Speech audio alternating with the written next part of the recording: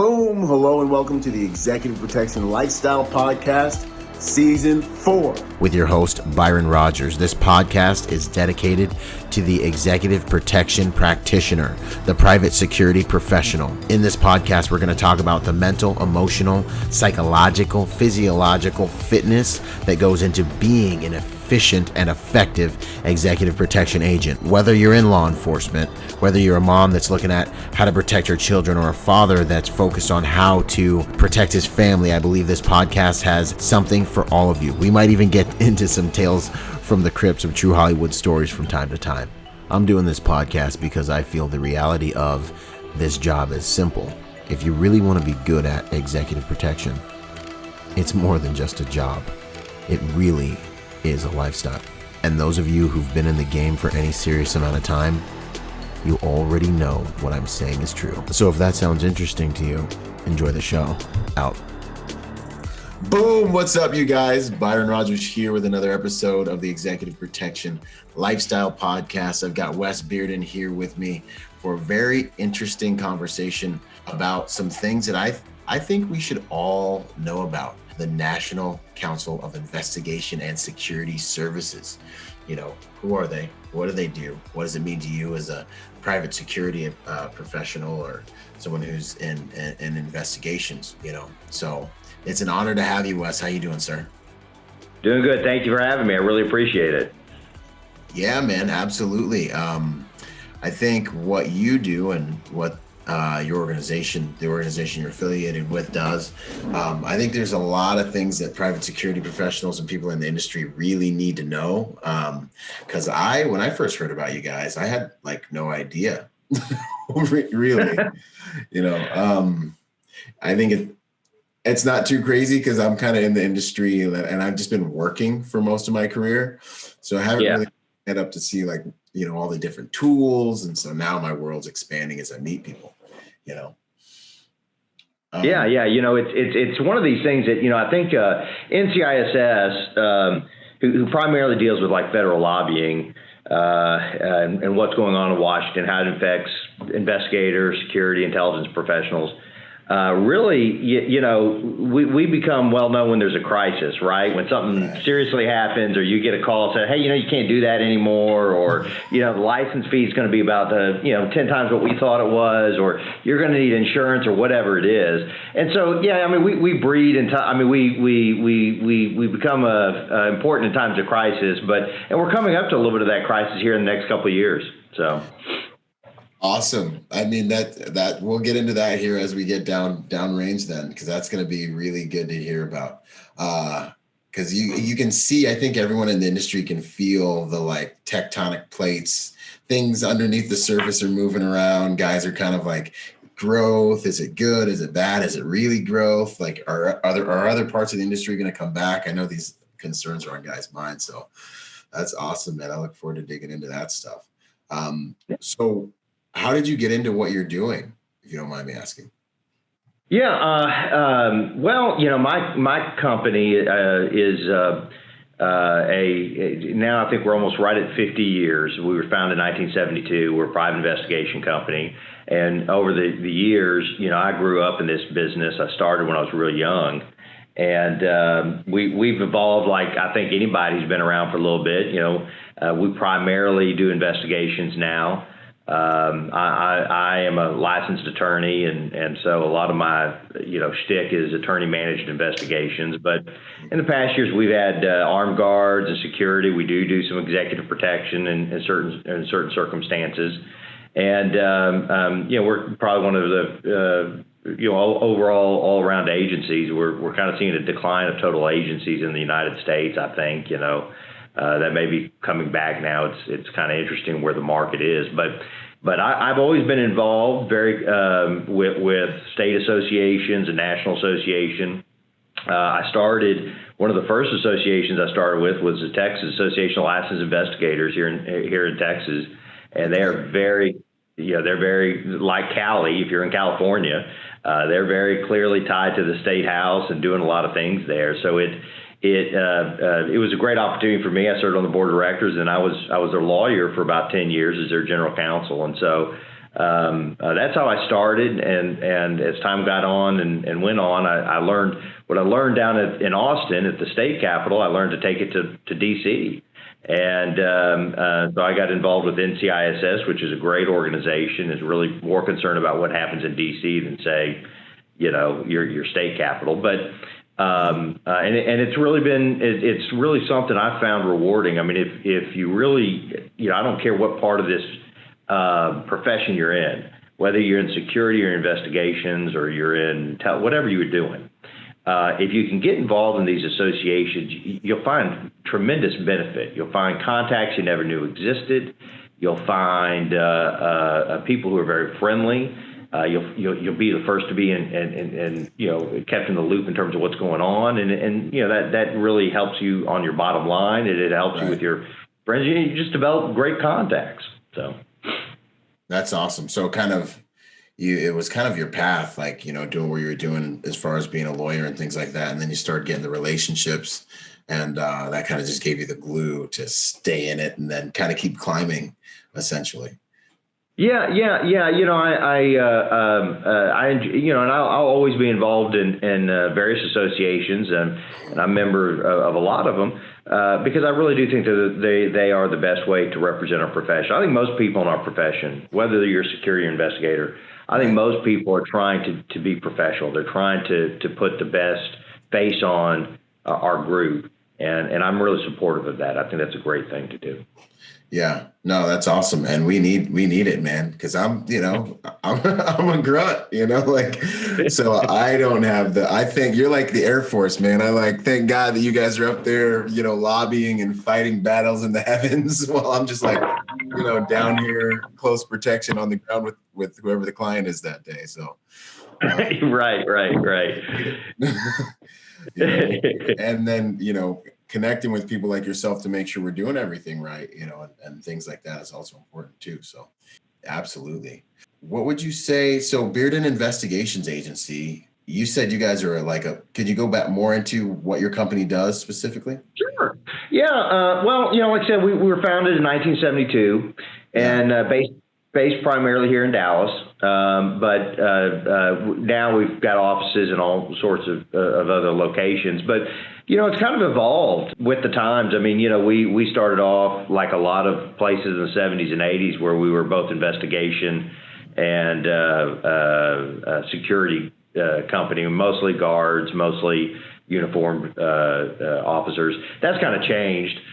We sold that in the early 90s. And really now, we really are mainly focused on large-scale investigations. We do a lot of work for larger companies, a lot of law firms. As a lawyer myself, I get a lot of lawyers who say, hey, I need help doing this. Mm-hmm. And so it kind of spans a gamut, and it's changed over the years, and that's what makes it fun. I mean, part of what I like about it is getting up every day and there's something different that's coming in the front door. I mean, that's part of the joy of it. You never really know what your day holds for you, and it's not the same thing time in, time out. My dad started this company, and he's passed, but he he himself went to become a lawyer, and after I became a lawyer, he said, "Listen, go practice law for about 5 years." Okay. He said, "You'll hate it. You'll just despise it." He said, we ruined the profession, and then we'll come back and let's have some fun. And he was kind of right about that. I never left. I did practice law, and I still practice some cases today, but being an investigator, being scared, it's a lot more fun. There's a lot more sex and violence than it is than it is being a lawyer just pushing paper around a little bit, which is unfortunately what we've kind of become to be known to do. So, anyways. Yeah, no, that's good, man. Thanks for the overview. That's an honor. I tried working with my father, and it just that's a special thing to be able to do. We love each other, but we're still working on that side of things. Yeah, you can learn how to yell with your family. Family. An old guy used to tell me, family is the most powerful thing in business, and it can be the most detrimental thing in business, and that's true. I mean, you can either jump in with your family and fight and really do well, or it can be. And I'm not going to put any bones about it. There were some times where we used to yell at each other, and I wanted to strangle him, and I'm sure he wanted to strangle me, but we wound up getting through it pretty good. So. Wow. That's the journey, man. That's good to go. What would you say are your hardest lessons you've learned out in the field doing investigations and things like that? I get this question, and I think this question is one that is, what's the best, what's the worst that you've ever had, right? Or what's the best moment, what's the worst moment, what's the best case, what's the worst case? And, I've been doing this stuff since I was 18 years old. Wow.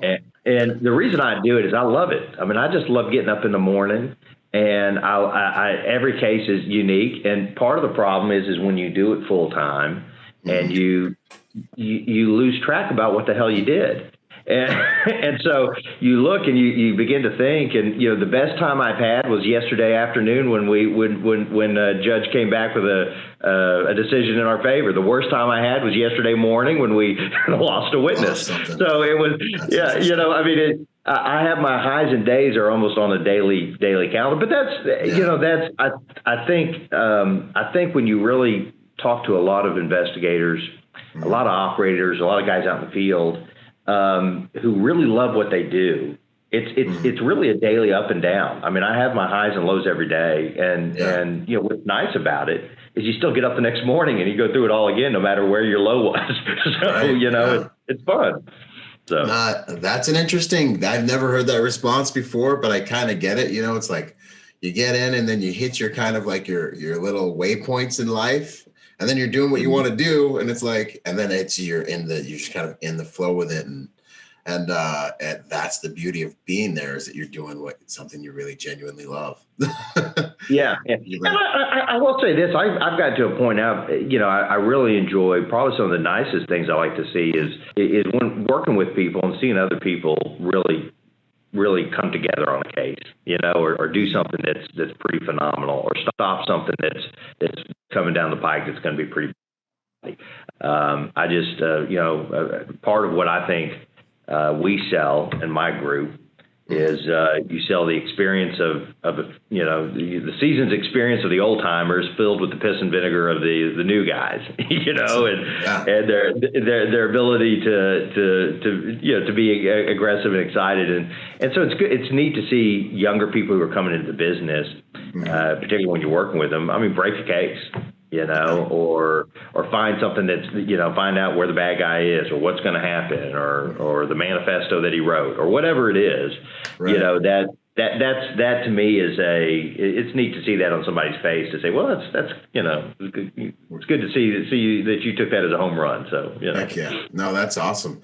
What do you see a lot of crossover with executive protection into your world? If so, how and where? Yeah, I mean, I think yes,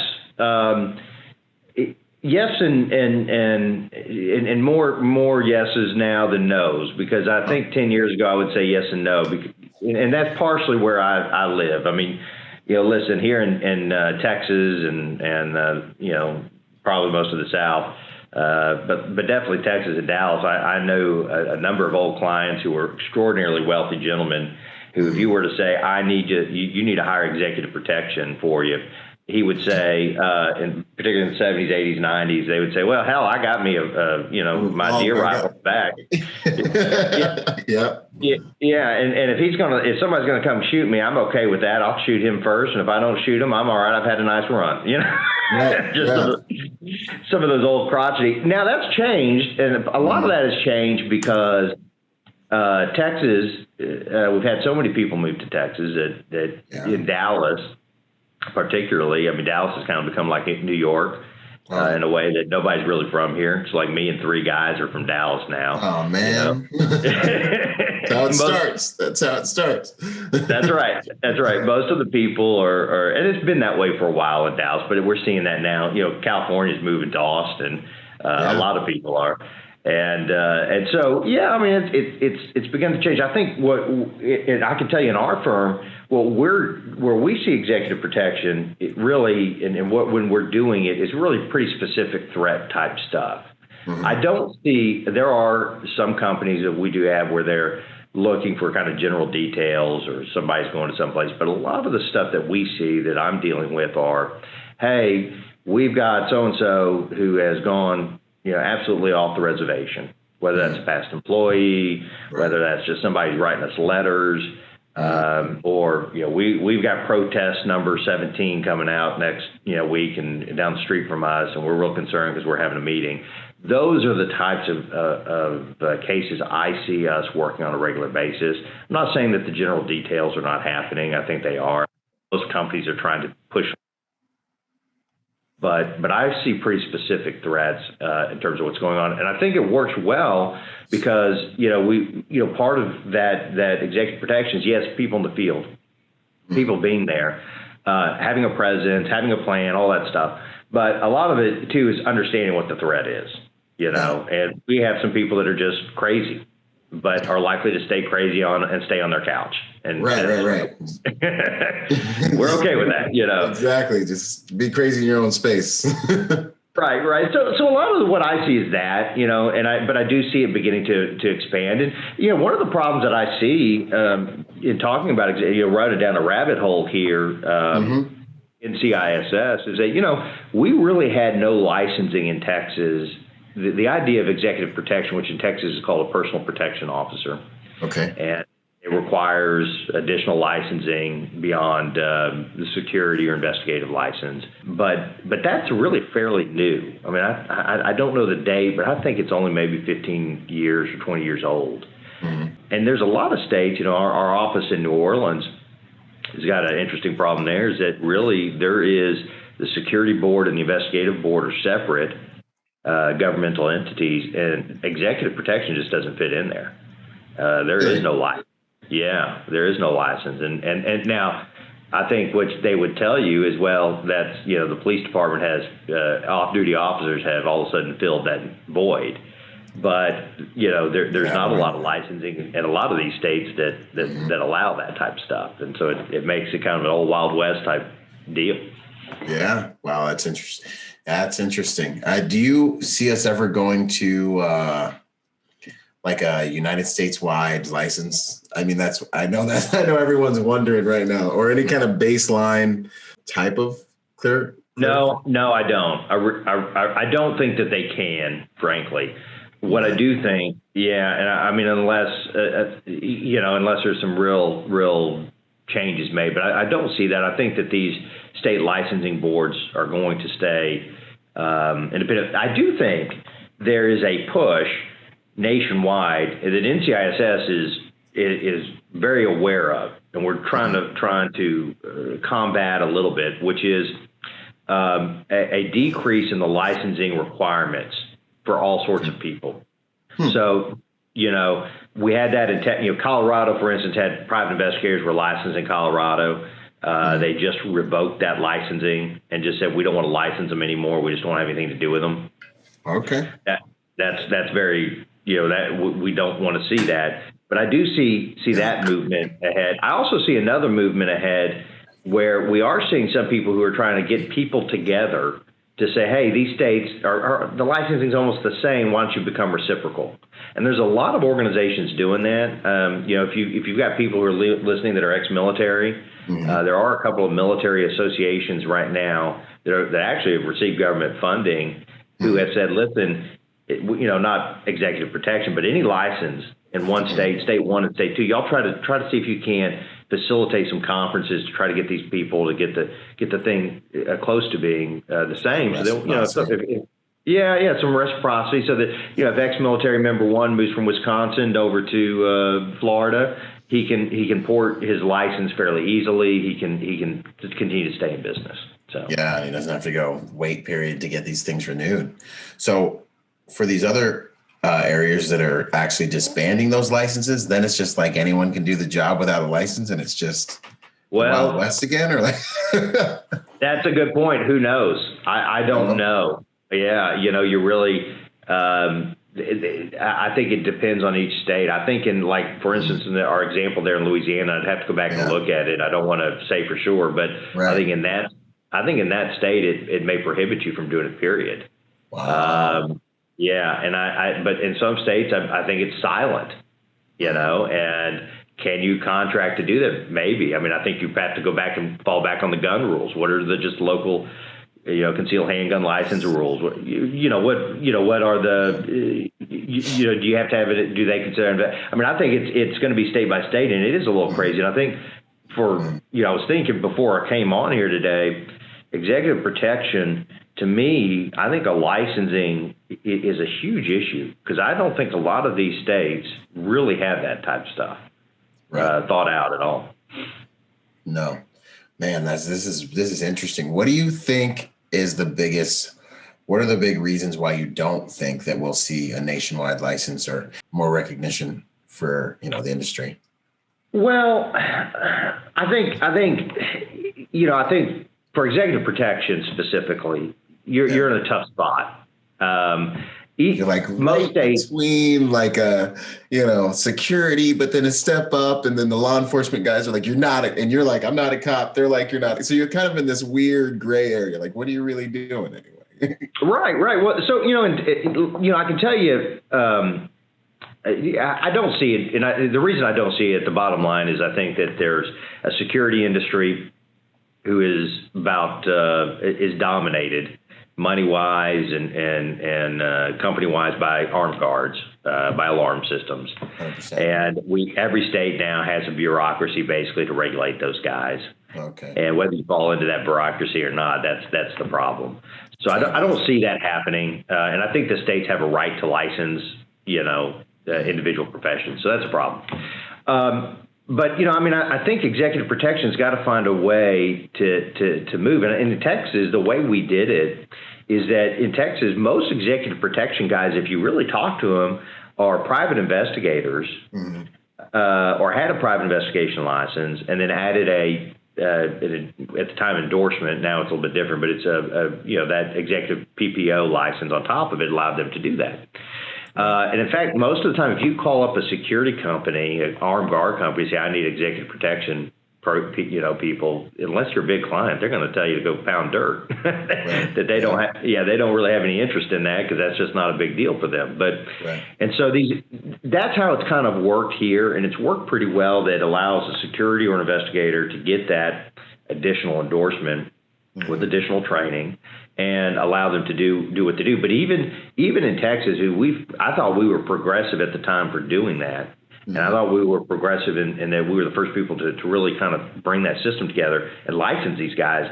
But even then, if you look at what EP does and you look at the laws and the regulations, it still doesn't match up. There's a lot of security regulations that talk about, hey, you need to be on post. Well, you're not on post. That's the whole idea of executive protection. Your post is moving. Yeah. That's true. So that we've got, we really got to kind of figure that out. And I think that is a talk with every state. I think that the state associations have got to get involved in it. And I think NCISS is willing to help where we can and provide that type of information to the states and try to see where it's worked. I think Texas is a good place where it's worked, and try to replicate that otherwise. Yeah, that's awesome. No, that's awesome. That's a lot of good information in there, man. Because I know in the industry, people are always like, we need to get, a baseline license, and we need to all get on the same page, and then we need to kind of set the bar here. So it's not just like, you get some guys that are like bodyguard, bouncer, executive protection, and there's different strokes for different folks in this industry, Right. So some people are, proponents have been really big on, we need to get licensed and kind of a United States wide licensing situation. And I was kind of like, I don't know how feasible that would be. But it's something that's been talked about quite a bit. And I think it's almost impossible to do that. It's going to have to be state. And see, part of the problem though there, Byron, is that, it makes sense in California. It makes sense in Texas. It makes sense in Florida and New York. Yeah. Does it make sense in Arkansas? Because I think if you're a legislator there, you're going to say, well, how many people are hiring executive protection people right now? And I hate to say it, there's probably some, but I bet it's not as many as we think. 4 or 5, it's in the state, if that, maybe. It's probably even like, I don't know, but I completely understand. It's just not a significant enough situation.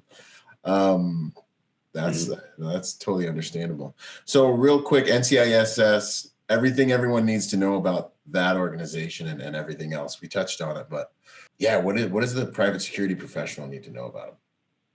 Well, listen, NCISS is a great group of people. What they do is basically they represent investigative and security professionals in Washington. And they do it with any legislation that's coming down the pike. A lot of times, we do have our private investigators and our security guys, but they do intermingle in our group a little bit better than most. And, it depends. I mean, for right now, I can tell you what our battles are coming up, and I think that'll give you some ideas of what we're monitoring. But we pay for a lobbyist in D.C., that we communicate with pretty regularly, probably more than he wants us to communicate with him. And, what do we have coming up right now? Well, we have a couple of things. In fact, I just had yesterday the first 3 months of 2021. We're real interested in this COVID relief bill. And in fact, if you're an NCISS member and you're listening right now, we will have an NCISS webinar for coronavirus relief that just passed. And we did it beforehand. So if you want to try to get PPP funds, or if you want to try to get self-employment relief or whatever is available, we'll redo that again. The second thing that is going to be on our plate this year is the privacy bill. We have the Senate is poised for a privacy bill, and that is likely to affect a number of records that we have access to. And I'm talking about everything from date of birth to social security numbers to, what kind of records can you keep on file about an individual, running license tags. And they're likely going to try to have some restrictions to that. And that privacy bill is very, if you're in California, I'm sure you've heard about it. I mean, California passed the California Consumer Privacy Act. That's the push. This thing's come from Europe, and so it's something we're very cognizant of, and we're very concerned about. There are not hundreds, but there's tens of bills. I mean, 30, 40, 50 bills out there at least that talk about the Privacy Act, and some of those would make illegal what you and me do. I mean, just carte blanche. Like how? Yeah. How so? Like how so? What happens with these things? Well, some of those just say it's illegal to buy and sell personal information on an individual, and some of them make it say that you aren't allowed to do that. Well, particularly in our business and even the EP business that we do here, I mean, a lot of it is research on that individual, who's the real threat. So, I mean, some of it would only apply to larger companies. And so, it's something that we're monitoring, that we're very concerned about. The second thing that we have right now, the other thing that we have right now, I think throughout the country, is we have a push on restriction of public records. And we have a lot of these people who are privacy experts who I don't think understand what EP people do, what security people do, what investigators do. They don't understand that we have a purpose in the justice system. They don't understand that we have a purpose for doing what we do, and that we need access to certain things. And so there is a movement afoot to try to restrict records of all sorts. And so we're fighting that battle. And that battle is being waged in about 6 or 8 states right now, and it'll catch on nationwide. And we're really trying to address that as best we can and help those local security, whether it's a security or investigative association that's a member of us. We're trying to help them out, or the individuals there, and get them whatever they need to try to see if they can't fight that battle. So I think that's probably some of the big things. I do think we still have a major licensing battle on our hands, and it's a problem. It's a problem in that we talked about the EP problem about, where do you fit in? But there's a movement afoot, I think, of state legislatures saying, do we even want to really regulate this stuff? We got this great economy, or the economy's not so great now, and they kind of use that argument on both sides. But people need to get back to work, and how can we get them back to work? And do we really care that some guy was arrested 20 years ago? And so we're going to see some lowering of the ability to get into our profession. And really? I'm not sure that, I think so. And I think people are not Yeah, but we've seen it in California or in Colorado. Colorado, you had to have a private investigator license. You had to file paperwork. You had to get background check. Now you can just open up shop in Colorado and say you're a private investigator, and you don't have to follow any regulations whatsoever. And and that's scary. Yeah. And well, it's scary because it is because I think the government and I mean every state government, every regulatory body thinks that they're doing everybody a favor. But what I found out about private investigators, security people, is they're not looking to lower the bar. Oil and gas companies are looking how's the cheapest way to do business. Internet companies are how's the cheapest way to do business. But most of us are trying to say, listen, we want to keep out these bad actors. Right. And so we want to have a bar that's fair, but we want it to be a real bar. And so that's kind of what we're going to have to fight that battle with some of these people, because they don't understand that. They don't see that, and they don't want the government to be involved in that. So, wow. It's kind of almost always, I feel like as a private security professional, I'm always having to define myself to the client, to the accountant, to everybody, because you don't make them money. So it's like you're constantly fighting being misunderstood, and they walk by and they're like, you guys make standing there look good. And you're like, oh boy, here we go. You're like, we're going to start taking cuts, get this guy the key performance indicators before, we have to eliminate people off the team or something. Well, and I think NCI, and NCISS is obviously one of the things that I love the most. But there are a number of associations, and these associations really may be the key to that, because we have to be able to tell people what we do. We got to be able to tell them who we are and why we're important, and why because a lot of people, a lot of the arguments I hear, particularly on the private investigator front, is, well, we don't need y'all. We're trying to find kids that have been kidnapped or abducted. We're trying to find equipment that's been stolen from a small business. Well, they can go to the police. Well, the police don't care about that. They don't want to deal with that crap. And so I think there's a misperception of what we do. So it's and I think it's just been that way for a while. Maybe it's from a silent professional thing. I don't know, but I'm always defining us. I call it just managing perception. That's kind of, it's like a really big responsibility of a private security professional in my What would you like to see in terms of the direction of the industry? What do you think would make things run the smoothest, like perfect world scenario with regards to these things? Well, I really think, I mean, listen, I'm not sure these battles are going away even if we win them next week. There's always going to be an issue. What I would really like to see, I think, are these professional associations, because that's what they are. They're really professional associations. And I really think we all need to get together and start working together and explaining to people what we do, why we do it, why it's important, who we are. We really need to re-educate people, like as opposed to what we did 30 years ago. 30 years ago, back in this, or longer than that, when I was a kid, and right before I came into the industry in the 70s, 80s, and 90s, in the 90s, we began to really vet people out. You know what I mean? And we really began to join together. But in the 80s, I mean, there were a lot of people there was a lot of people, though, in the 80s that were in this business that were crooks. yeah, literally, we're like, I hold a gun and I'll sit and drive you around. Yeah. Yeah, and just do, but we've come a long way since then, and we've I think we need to tell people that we're not okay with certain bad actors, and we need to tell people that we are trying to uphold a standard. And is it the law? Well, maybe it's not the law because we can't get the law passed there, but we still are a standard, and we are the standard bearer in there, whether that's by state, by nation, whatever it is, we need to find a way to do that. And I think EP needs to find a way to do that too. And I think we should be proud about that. Listen, yes, we've had some problems in the press, and those always get the big news.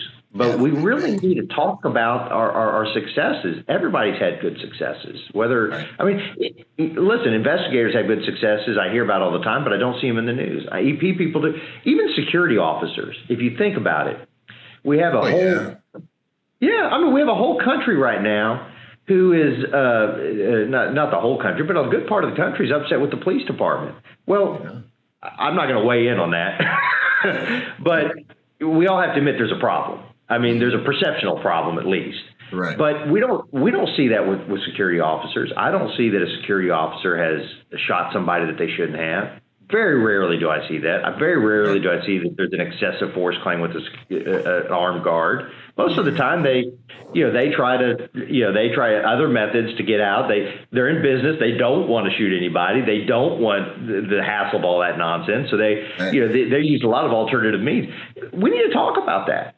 I think we should be proud about that. Yeah, no, I couldn't agree more. And do you think, I mean, I don't know, I have my predictions. Do you think that the private security industry will take over kind of more of the market share with regards to law enforcement and them pulling back at all? And do you foresee any specific issues with that, or what do you think about that whole equation? I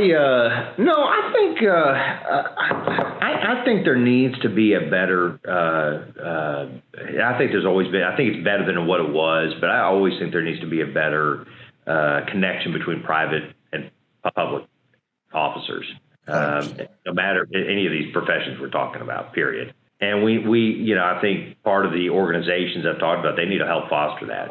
They really do. They need to be the ones to help really push that down the road.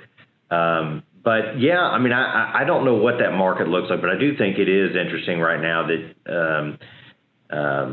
I think we're seeing a reform of the police organization as a whole, and I think right now I think it's difficult for you to encourage your son to go join the police department because you don't know what's going to happen. Yeah. And I mean, that's a problem. I also think that we pay some of these police officers far under what they should be paid. 100%. I think that it may, I do agree that that there are problems in these police departments that they need to be resolved, but it may be that we have less police officers, but we pay those police officers a lot more, and that we pick the very top of the top. Right. And I think I think the results of that could go either in about a half a dozen different directions because of all the political forces. But yeah. But yeah, I mean, it does need. We do need to have a better interaction with with government officials and make sure that they understand our. And there's been some efforts to do that, but it needs to be doubled down, and they need to have an understanding of what we do and vice versa. So yeah, 100%. Awesome, man. Well, geez, this has been really good. I got some closing questions for you in a second. Is there anything else on this subject that you wanted to say or get out to the industry?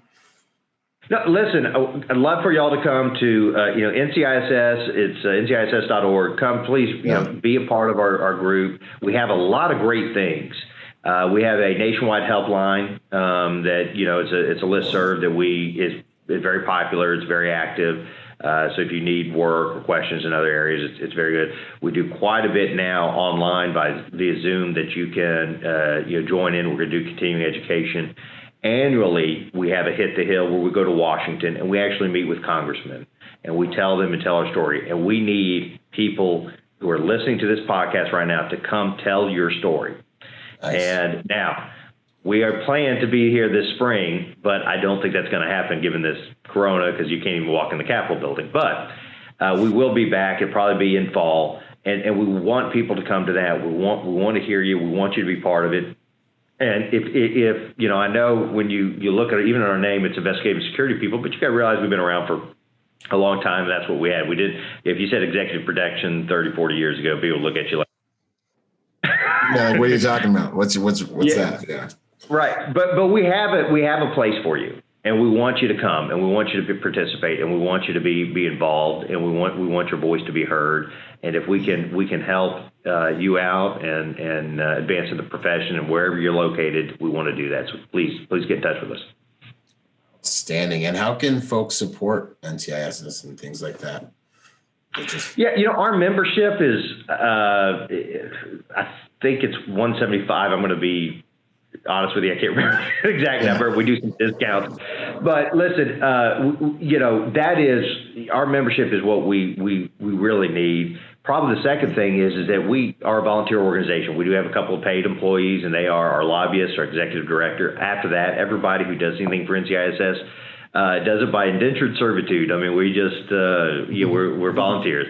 So we always need help, and we need help in your local state. We need help paying attention to what's going on in Congress. If you like to do, you like to be involved in D.C., like to talk to your congressman, like to kind of hear what's been coming down the pike. If you're involved in your party, we're not partisan. We're not, we have about as many Republicans and Democrats on the board equally. So, and a lot of libertarians. So we're all over the place. So, we want you to be involved, and we really need, we need your input. That's what we really need. Awesome, man. Awesome. This is a new question I'm asking. It's just kind of fun. Thinking of this podcast, Executive Protection, would you nominate anyone? Do you have anyone you would nominate to talk to this crowd? Have you talked to Spare? No, I haven't yet. I would talk to Spare. Spare? Yeah, Matt Spare. Do you know him? Or okay, no. Yeah, Matt Spare, the one that put us together. I just didn't recognize the last name. Yeah, Matt. Oh, yeah, I haven't had him on the show yet, but go ahead. I will put him back. Matt does a great job. He does have another podcast, but Matt has quite a bit of just knowledge about what's going on in the Northeast. Yes. I think Matt's a great guy. I think he takes care of he runs a great business, and I know it's not executive protection, but he's just really in tune with what's happening up there. So. Yeah. And he understands the relationship between the two, and he's got an amazing online community that's going to happen. That's happening for sure, man, for sure. Yeah. And actually NCISS, I know some other associations, but I'll plug this. NCISS is in that online community.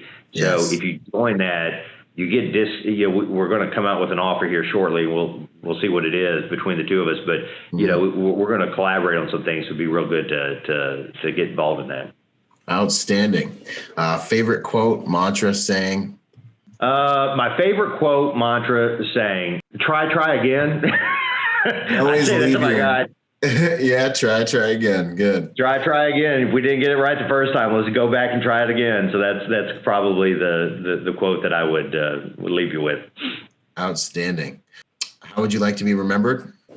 Honestly, I would just like to be remembered as being a guy who really pushed this. I love this profession.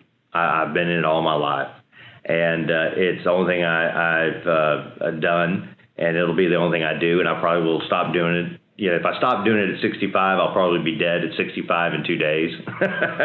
So I would just like to be known as somebody who really pushed this profession on to be what it can be, because it is something very special. And I hope it continues and thrives like it's been doing. Outstanding. Solid. Well, plug time. Where can people find you, Wes? Well, you can find me on my firm website, which is BeardenInvestigations.com, and it has my profile there. We have a lot of things that some continuing education that we post. All sorts of things are on there, videos, all sorts of neat things. So I do that. One thing I will plug here real quickly for you that I think all your members, it's free, and we really want to encourage as many people to attend as possible. NCISS is going to have a annual town hall. And it's going to be more like a webinar type deal. It'll be February 10th. We are going to be blasting. In fact, I'll send it to you, but we'll blast every Facebook, every organizational thing. And we want as many people to attend. You don't have to be a member. You can come just try us out. We're going to just discuss all these battles, what's going on from a legislative front throughout the United States. It'll probably be a couple hours. It may even be longer than that. We'll just see how many people hang around for. We likely probably have a few hundred people, but we'd love for you to show up. You can listen to us, try it out. We'd love for you to join if you like it. We do have these on a regular basis, but this is the first one we're doing for anybody in the United States can get involved in it. Wow, that sounds awesome. Good to go. So we'll find that info at BeardenInvestigations.com. Yep, or nciss.org, one of the two, and I'll send it to you as well. Perfect, and I'll blast it. Outstanding. Thanks so much, Wes. It's been an honor, man. I've learned a lot about different things that I don't focus on as much, so this has been really good. And thank you for what you're doing for the industry, man. We need people like you and organizations like NCISS, and what you guys are doing, man. It's an honor to spend this time with you. So thank you for coming on. Hey, man, thanks for having me. I really appreciate it. All right. Outstanding. We'll talk soon. Take care. Yo, if you're a private security professional wanting to take your game to the next level, go to executiveprotectiontrainingday.com to check out my personal success package for private security professionals. Check it out, executiveprotectiontrainingday.com. And remember, y'all, hard skills do save lives, but soft skills get you paid. Boom.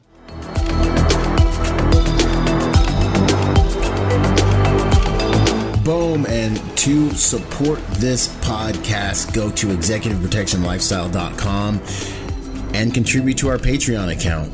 That Patreon account is what helps me make this podcast possible, contributing to this brand, what we're doing here, making it so that I can bring better guests on, making it so that we can plan more events and just expand the contribution to the private security industry, and also to making America a safer place. Do whatever you can, contribute whatever you can, because it makes all of these things possible. Thanks for those contributions. Yo, and before we go, I got a shout out to the sponsors, starting out with Primary Weapon Systems, PWS. They truly are the evolution of the rifle. Use Byron for 10% off. Grayman & Company, the most comfortable tactical suits in the game. Use Byron for 10% off with them. Until the next podcast, this is Byron Rodgers, protector by nature and by trade. Out.